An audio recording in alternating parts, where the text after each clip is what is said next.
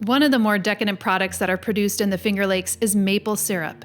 As you're driving along, you'll often see colorful tubing zigzagging through the forest, signifying that there's a patch of maples that someone is utilizing to make the sweet stuff. The indigenous people of the area had tapped trees like maple and birch to access the sap and syrup in the approaching spring. The sap was used as a beverage and slightly boiled to thicken it into a syrup. In the Jesuit relations writings of 1671 to 1672, there's a reference to maple water, which is a liquor that runs from the trees towards the end of winter, being naturally sweet. Others describe it as an ingredient used in rockahamony, which is a parched cornmeal ground into flour and mixed with maple sap or a liquidy syrup. Later observations of the Haudenosaunee shared that they boiled it to make a sort of syrup and quickly adopted making it into a sugar after the Europeans shared some techniques and traded improved utensils with the indigenous peoples. In the book Iroquois Foods and Food Preparation, a member of the Gayangohono shared that an old-time method of tapping was by breaking the end of a limb. Funnels were made with bark, and sap ran into wooden troughs or dishes, for example. And though some of the tools have changed, like plastic or aluminum spouts, and more sophisticated systems to boil off the water into the sap to concentrate the sugars, the overall process has remained the same. Now, we drove out to Beaver Dams, New York, to check out the sugar maple operation of Jeremy and Heather Dawson of Twin Maples Farm to learn how they turned their daughter's school science experiment into a full-fledged maple business. So right before COVID, a year before COVID, we created this space in our basement. This is our inside maple kitchen. We bulk bottle just so that we found one year that we did this, we bottled a bunch and then we didn't have what people wanted. So we had syrup inside of containers. People wanted 8 ounces or they wanted 16s. So while we do bulk bottle when it comes off the filter press in the plastic, everything that we sell retail is bottled all in glass. In glass, which is something unique for... Which is very unique. Typically, what a lot of producers bottle in, when we started, we bottled all in plastic. That's common. Very common. But what we want is we want you to be able to see exactly what you're getting in the bottle. The only problem, so you can't... You can hide things in plastic, and we don't have anything to hide when it comes to our maple syrup. I love that. So this is what started it all. I want to say it was like 2015, 2016. This is my daughter Madeline's science fair project. She roped you into it, though. Well, actually, my husband's family, they had always made maple syrup. They had always done it on a very small scale on what they call a barrel stove. Huh. And so that year we had probably 15, 20 trees on buckets.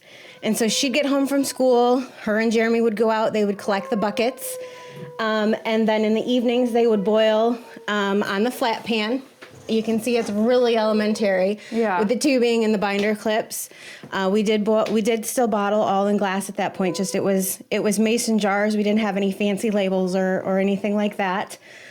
But yeah, we ended up, I think, making 7 or 8 gallons of syrup that year. Yeah. And we just threw it up on Facebook and said, hey, $20 a quart, and it was gone. Wow. So, and you were tapping all your own trees? All of our own trees at that point. So do you have, you own the forest back here? Or so we own, between us and my in-laws, we own probably just about 50 acres. Okay. And then we lease another... about 10 acres just up the road from us, to the west of us. Right, okay. And then how long can you tap trees for? So we tap trees, this year we tapped about the second week of February, and we're lucky if we can get the season to go about 6 weeks. Okay. But then how long, age-wise, can you tap indefinitely, or like for 10 years, you 20 want to make years? sure that your trees are at least 10 inches in diameter before you tap them.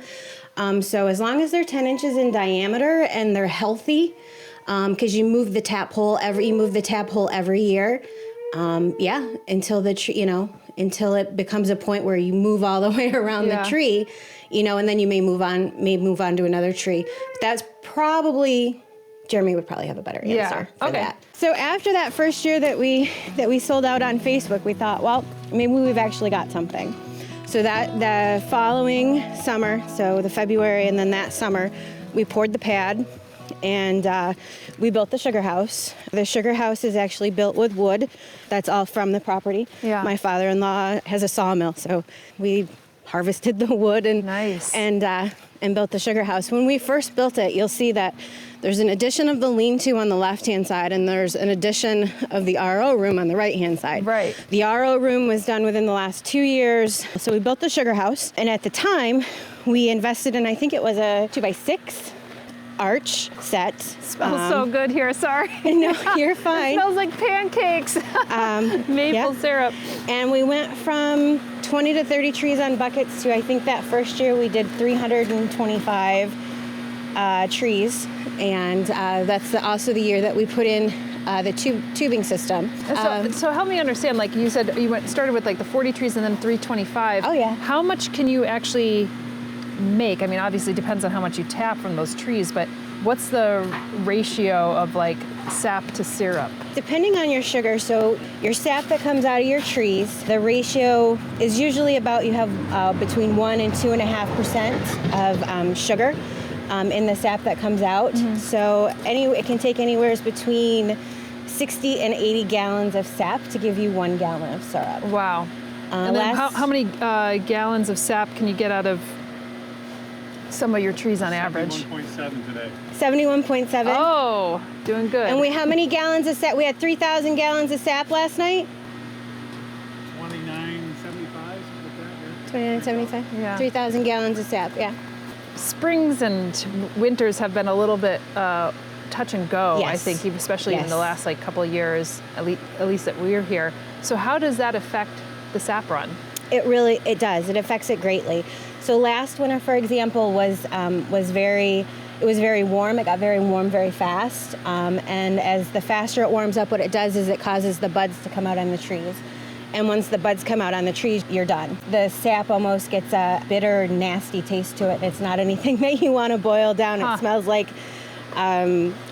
dirty gym socks almost. Oh. And it has a ropey, nasty consistency to it. So it's definitely not anything that you want to eat. So you have to watch what you want, and it's been very perfect lately almost for that. We've had the nice cold nights where things have frozen back up, and then it's been nice and warm and sunny, 35, 40 degrees during the day, and that warms the trees back up and makes everything run. So do you have like a 2-week window, or like what is it? So usually about the end of January, we start really watching the weather forecast, and we actually tapped a full weekend early this year because you start looking at where you're going to have those warm days and those cool nights. You really only have about 6 to 8 weeks after you tap your trees. Yeah. So if you tap too early and it gets really cold again and you lose 2 weeks, then you lose 2 weeks at the end of your season. So It's really a guessing game with Mother Nature.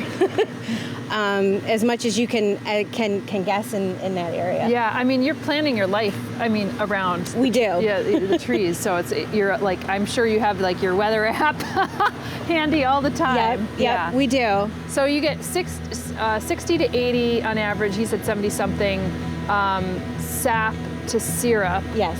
And are you boiling it down? Is that what's happening? Yeah, come on in. Okay.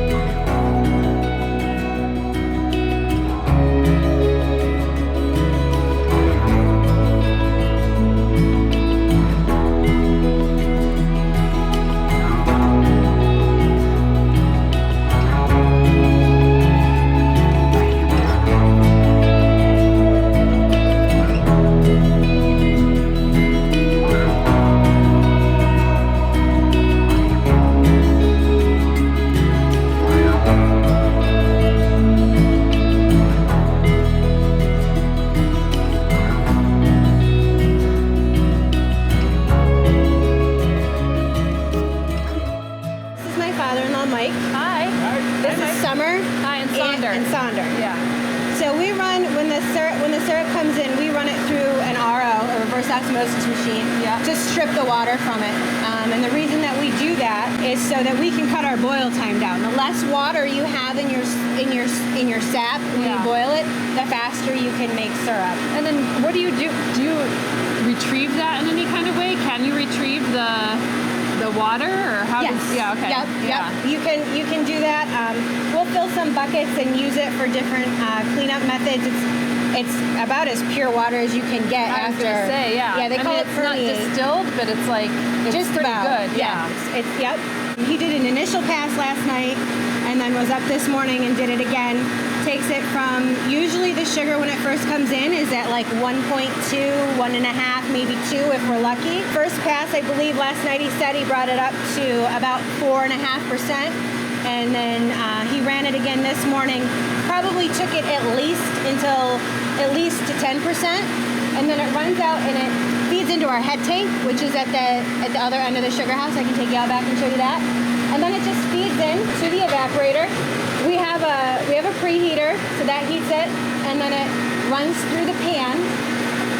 You do have to, about every 7 minutes or full, we want to keep a nice hot fire underneath of it. Yeah.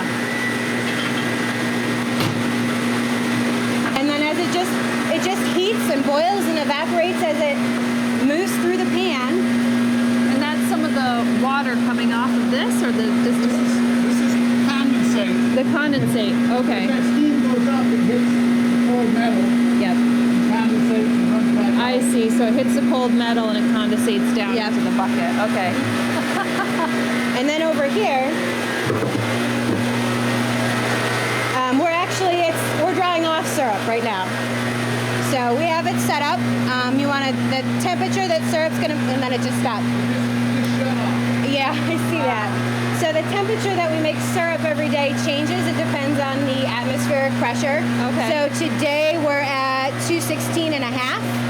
So every time the syrup in the last third of the pan gets to the 216.5, this kicks in and it will go in there. There's some, there's quite a lot of technicality around it too. Just to kind of get it right and the temperature. Yes. And, yeah. Yep.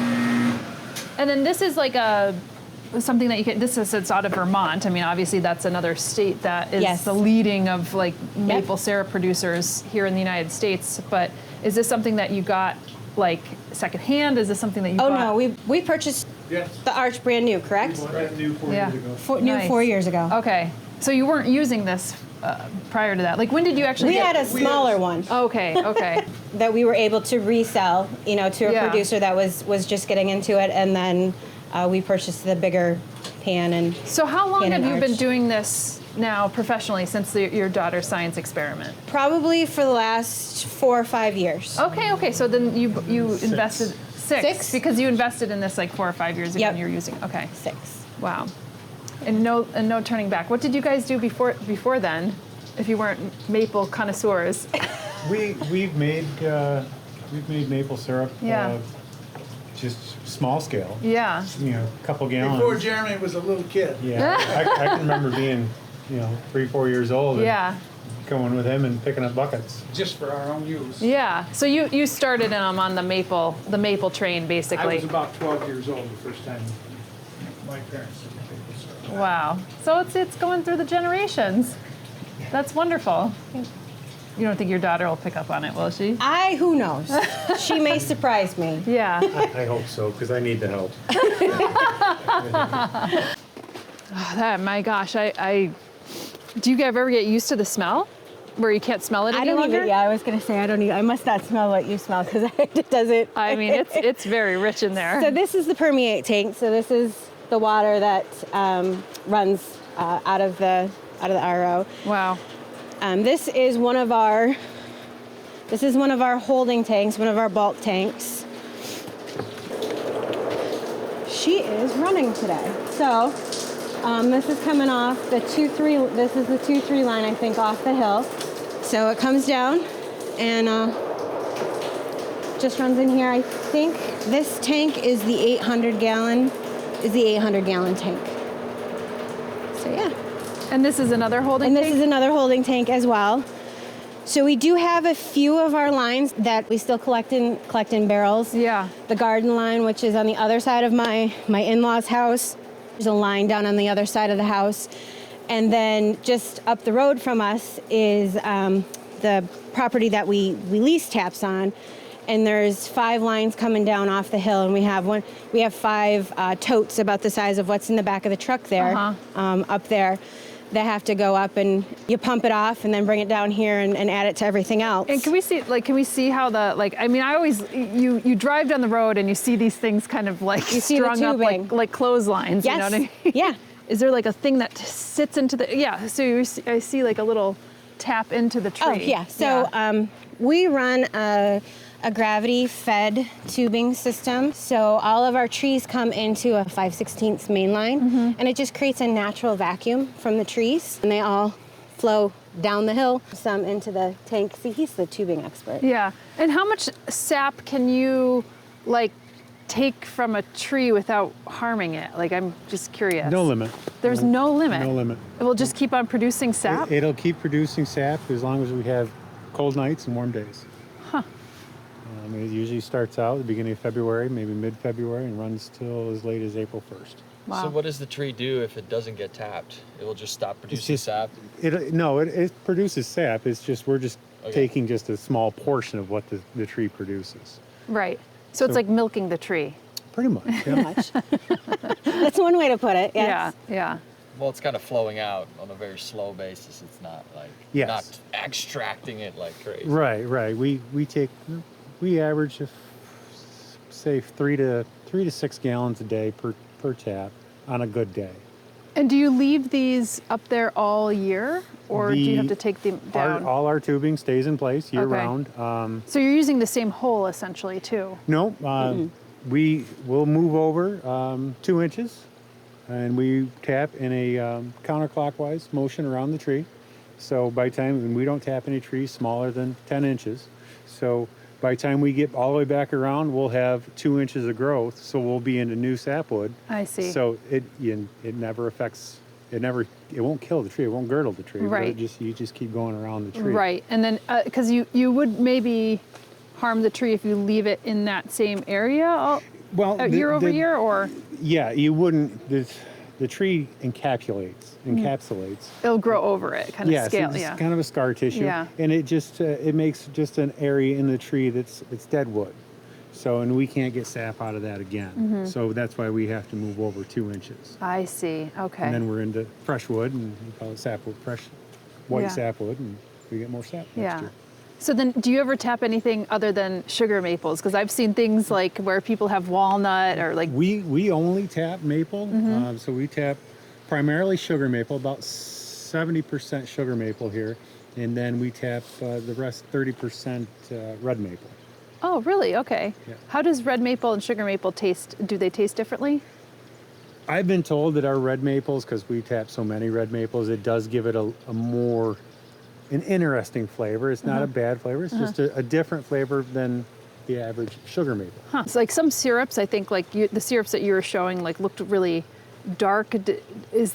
Does something affect the color or the I guess lots of things could affect the quality, but does something affect the color of maple syrup, do you know? Usually early in the season, we start out a really light syrup. We call it a golden delicate.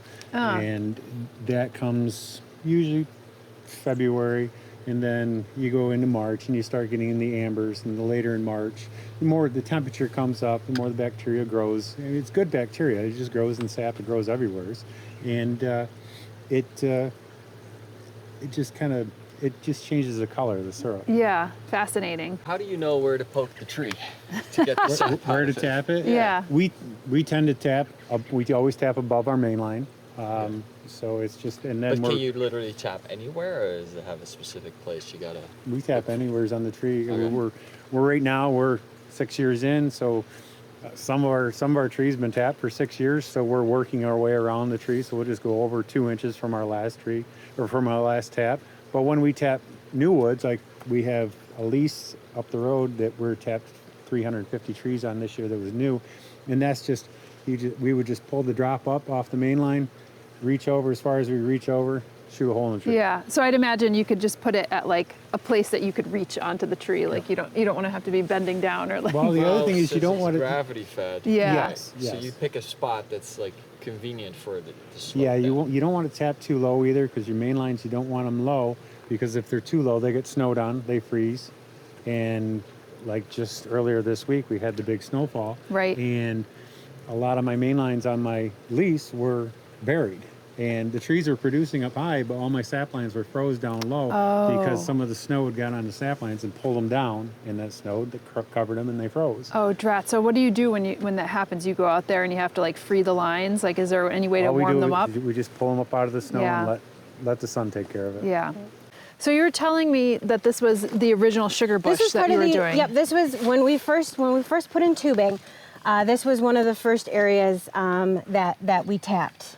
So yes, so this is part of the original 325. It's so neat looking at it going through. I mean, it looks like you're in a doctor's office and it's like the fluid is going through. The fluid is going through. That actually is very useful. Yeah.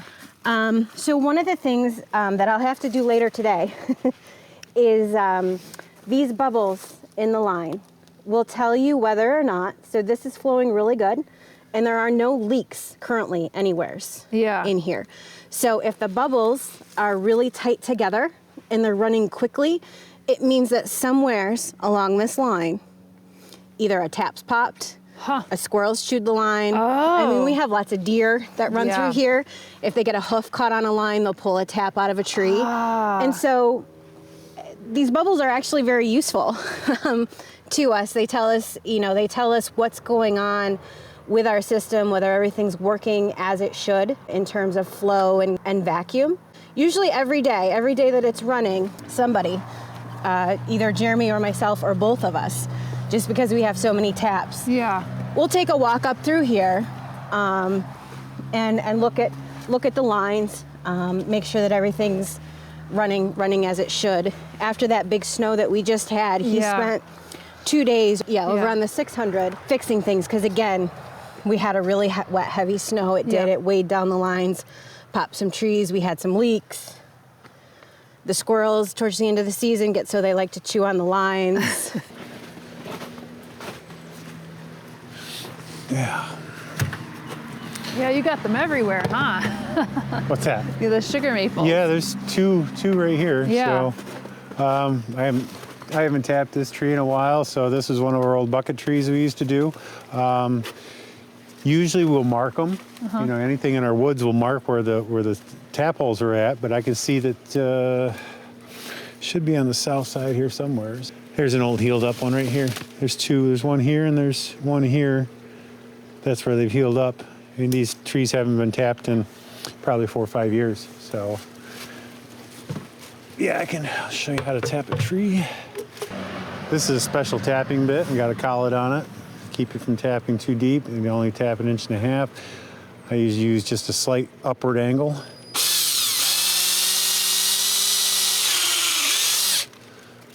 Trees tapped. Oh, yeah, it's already running.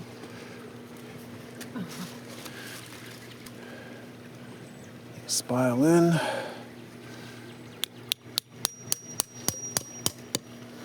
Tap, tap, and the thunk, and she's in.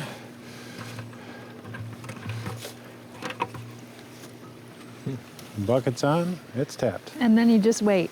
So then say this fills up to 5 gallons. Then you'll have to heat it up. And how much syrup can you then get out of 5 gallons? So right now our sap's been running, at the beginning of the year we're at 1.5%, and that would be 65 gallons of sap to 1 gallon of syrup. Right now it's a little later in the season. We've been tapped in for 6 weeks now, so our sap is running about 1.2%, so that's coming in around 70.7 gallons of sap per gallon of syrup. So Have you ever done like any kind of maple taste testing? Like get some stuff from Vermont, another place of the Finger Lakes here, and like basically, do you have the palate to be able to taste any differentiation between the syrups? It's funny you asked that. Yesterday I was up in Branchport, and I was at my my maple equipment dealer, and he had syrup from Indiana, and then he had some syrup from Vermont. He had some of his syrup, and then he pulled a fast one on me and gave me some black walnut syrup. Yes. And they were all very interesting flavors. Black walnut was not one I'll try again. Interesting. Okay. It wasn't my thing. I'm a maple guy. I don't really care for the black walnut, but But yeah, I could tell there's a definite difference between the region that your syrup's produced in. The syrup from out west seems to to me, it has a metallic taste to it, almost like an iron taste. It must be the soil, I would wonder. I've been told Yeah. that there's a lot of problems with iron out west with the guys that run ROs like we do. Yeah. They have iron problems in or metals in their sap, and that plugs up their membranes. So, but you could taste from Vermont, it's a very golden, light, delicate flavor, real sweet, not a lot of maple flavor, but it was a good syrup. New York syrup in this area seems to me, it tastes the best, but I'm kind of partial. Yeah, well, I mean, obviously this is like, we can't say this is biased, but I remember we went to the farmer's market and one of our friends is Canadian, so obviously they're big maple tappers up there. And the one guy from the farmer's market said, no, New York soil's better than Canada. Our maples are better. So again, another thing, but of course bias, so we don't know. I think so. And it's like I said before, our red maples, I think adding a little bit of red maple into your sugar maples, I think it makes a difference. Yeah. It just gives it a little bit better flavor. So. Fascinating. Well, we'll have to buy a bottle and we'll have to do some of our own taste tests as well. I'm sure we can hook you up with a bottle before you leave. Oh yeah, you guess you put the lid on because you don't want anything to fall in there. Yep, huh? you keeps rain, snow, Bugs? bugs. We're getting into see. bug season Yeah. now, so yeah, for the most part keeps the bugs out. Well, I could still smell the maple syrup here, so I know you can't any longer. You're inured to it. Yeah.